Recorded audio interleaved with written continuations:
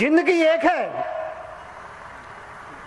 जीने के तरीके अलग अलग हैं। कुछ लोग जिंदगी ऐसे जीते हैं कि जिंदगी तीर्थ बन जाती है, और कुछ लोग जिंदगी ऐसे जीते हैं कि जिंदगी तमाशा बन जाती है। जीने के तरीके अलग अलग हैं। इसीलिए भगवान बोले, खुद भी मुस्कुरा। आपसे निवेदन,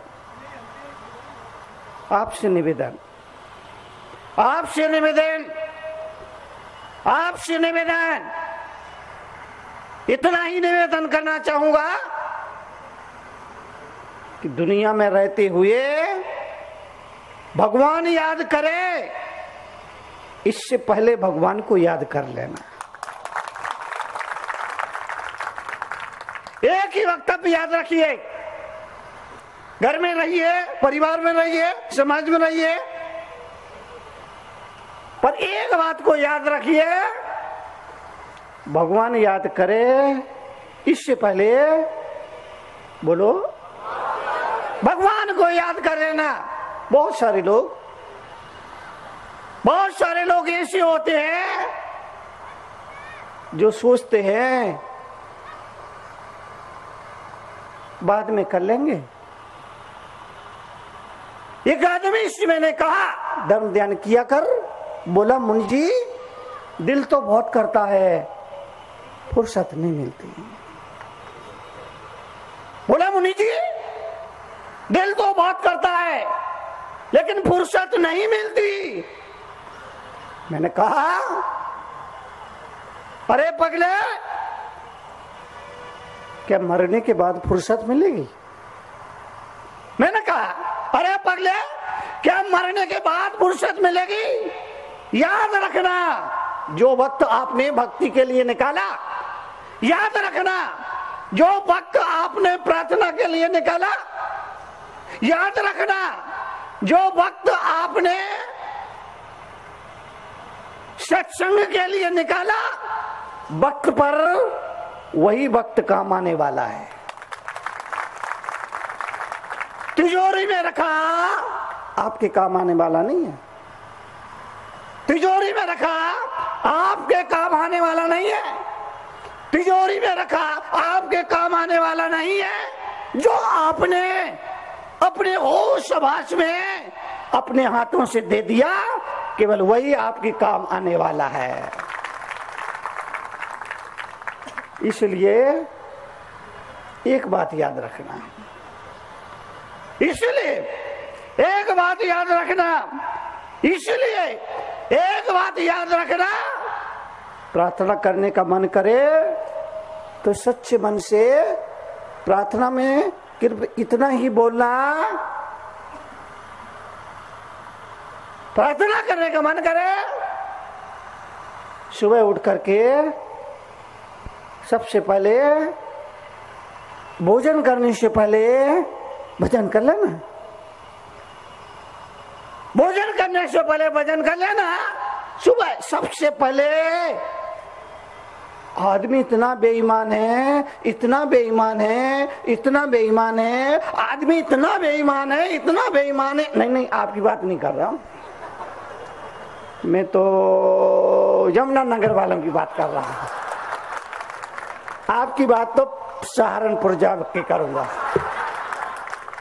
आदमी इतना बेईमान है, इतना बेईमान है, इतना बेईमान है, इतना बेईमान है, रात में 10 बजे तक खाता रहा, पीता रहा, 11 बजे रात तक खाता रहा, पीता रहा, 12 बजे रात तक खाता रहा, पीता रहा, 1 बजे रात तक खाता रहा, पीता रहा, 2 बजे रात तक खाता रहा, पीता रहा, 2:30 बजे रात तक खाते पीते सो गया, सो के उठा और बोला, चाय बन गई क्या? अरे ये आदमी है या भूखमारा? 2:30 बजे रात तक, 2:30 बजे रात तक खाता रहा, पीता रहा, खाता रहा, पीता रहा, खाता रहा, पीता रहा, उठा और बोला, चाय बन गई क्या? मैं आपसे निवेदन करूंगा, नाश्ता करने से पहले आस्था का अर्घ अपने प्रभु के चरणों में चढ़ा देना, जीवन सफल हो जाएगा। इसलिए प्रार्थना में भीख मत मांगना, ईश्वर के चरणों में बैठ करके, अपने इष्ट अपने आराध्य के चरणों में बैठ करके भीख मत मांगना। दुनिया का सबसे गरीब आदमी मंदिर के बाहर भीख मांगता है और दुनिया का सबसे अमीर आदमी मंदिर के अंदर भीख मांगता है। भीख दोनों मांग रहे हैं, भीख भीख दोनों मांग रहे हैं।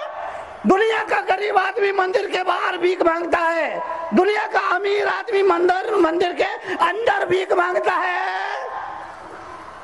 और याद रखो, भिखारी तुम्हारे दर पर आता है, वो भीख मांगने के लिए नहीं आता है, वो सीख बांटने के लिए आता है।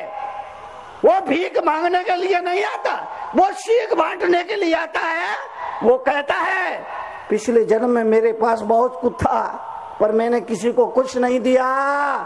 इस जन्म में तुम ऐसी भूल मत करना, वरना ऊपर वाला का चमत्कार का मालूम नहीं कब ये कटोरा मेरे हाथ से छीन कर तुम्हारे हाथ में पकड़ा दिए। वो सीख बांटने के लिए आता है। इसलिए जीवन के लिए, जीवन के परिवर्तन, जीवन की समृद्धि के लिए अपने फर्ज को याद रखो, अपने कर्तव्य को याद रखो। जीवन में, जीवन के परिवर्तन के लिए दुख आएंगे, जिंदगी में दुख आएंगे। ऐसा नहीं कि तरुण सागर जैसे संतों के प्रवचन सुनने के बाद जिंदगी में कभी दुख नहीं आएंगे। आएंगे आएंगे आएंगे, लेकिन जब भी दुख आए तो इतना सोचना कि सुख हो या दुख, ये पारिवारिक सदस्य नहीं है, ये मेहमान है। सुख हो या दुख, जिंदगी में सुख आए या दुख आए तो ये सोचना, जीवन में कभी दुख आए तो ये सोचना कि दुख पारिवारिक सदस्य नहीं है, ये तो मेहमान है। और मेहमानों का क्या, उनका आना जाना तो लगा रहता है। दुख दूध के दांत है, दुख दूध के दांत हैं, और दूध के दांतों का टूटना बोलो तय है। दूध के दांतों का टूटना तय है। इसी तरह अगर जिंदगी में कोई दुख आया है तो हिम्मत रखना और सोचना, ये बुरे दिन भी चले जाएंगे। अच्छे दिन तो कब आएंगे मालूम नहीं, अच्छे दिन तो कब आएंगे मालूम नहीं, लेकिन ये सोचना ये बुरे दिन भी चले जाएंगे। रात सपने में बापू आए, बोले तरुण सागर क्या हो रहा है? मैंने कहा बापू पूरा देश रो रहा है। रात सपने में बापू आए, रात सपने में बापू आए, बोला तरुण सागर क्या हो रहा है? मैंने कहा बापू पूरा देश रो रहा है। बोली ये देश कहाँ रो रहा है? मैंने कहा बापू दुल्हा दुल्हन मंडप में रो रहे हैं, दुल्हा दुल्हन मंडप में रो रहे हैं, जनता कतार में रो रही है, दुकानदार दुकान में रो रहे हैं, उपभोक्ता बाजार में रो रहे हैं, बैंक वाले बैंक में रो रहे हैं, काला धन वाले छुप पर रो रहे हैं, पीएम मंच पर रो रहे हैं, विपक्ष सड़क पर रो रहा है। बापू ये क्या हो रहा है?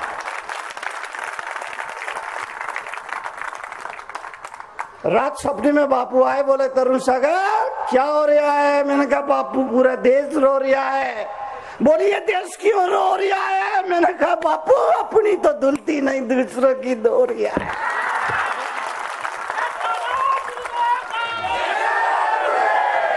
जीवन के लिए एक ही बात याद रखिए, भगवान महावीर ने कहा संसार दुख में है। महावीर ने एक वक्तव्य में कहा संसार दुख में है, इसलिए उन्होंने कहा अपनी इच्छाओं को सीमित करो, अपनी इच्छाओं को सीमित करो। इच्छाएं जो अनंत है उस पर लगाम कसो। अपना क्रोध काबू पर रखो, गुस्से पर काबू रखो।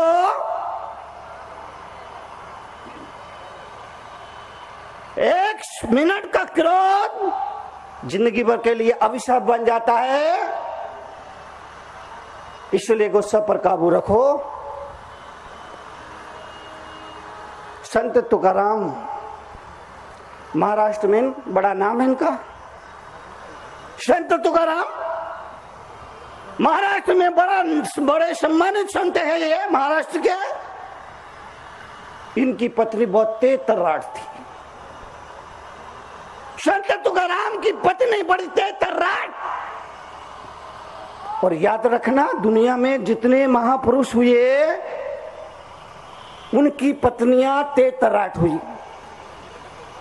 महाकवि कालिदास की पत्नी तेज तर्राट, संत तुकाराम की पत्नी तेज तर्राट, तुलसीदास जी की पत्नी तेज तर्राट। अगर आपकी पत्नी भी तेज तर्राट है, इसका मतलब आप महापुरुष बनने वाले हैं।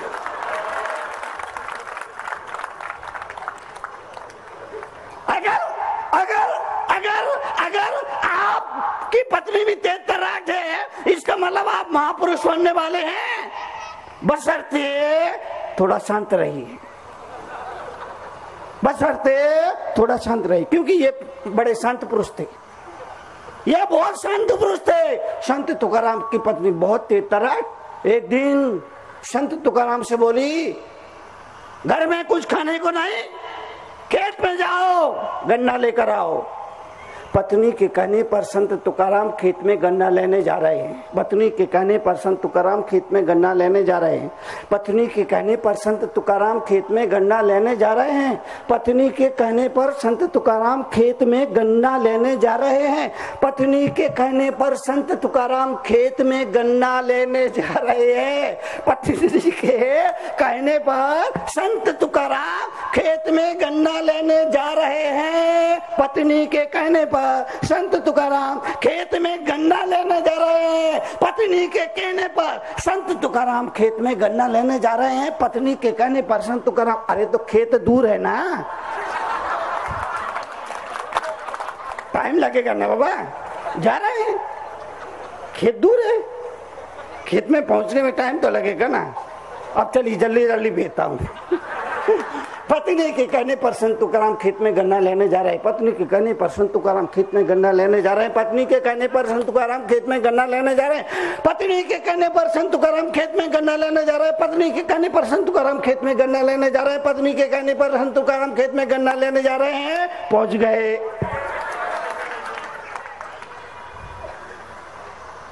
खेत में गन्ने ठोड़े, गन्नों का गट्ठर बनाया, गन्ने का गट्ठर सिर पर रखा, वापिस घर की तरफ चले। संत तुकाराम गन्ने का गट्ठर लेकर घर वापिस आ रहे हैं। संत तुकाराम, फिर उतनी टाइम लगेगा ना। संत तुकाराम गन्ने का गट्ठर सिर पर रखकर घर वापिस आ रहे हैं। संत तुकाराम गन्ने का गट्ठर सिर पर रख करके वापिस घर आ रहे हैं। संत तुकाराम गन्ने का गट्ठर रखकर सिर पर रखकर घर वापिस आ रहे हैं। रास्ते में छोटे छोटे बच्चे मिले, छोटे छोटे बच्चे मिल गए और उन्होंने कहा, गन्ना दूना, गन्ना दूना, गन्ना दूना। संत तुकाराम एक एक गन्ना निकालते गए, बच्चों को देते गए, मना ना कर पाए।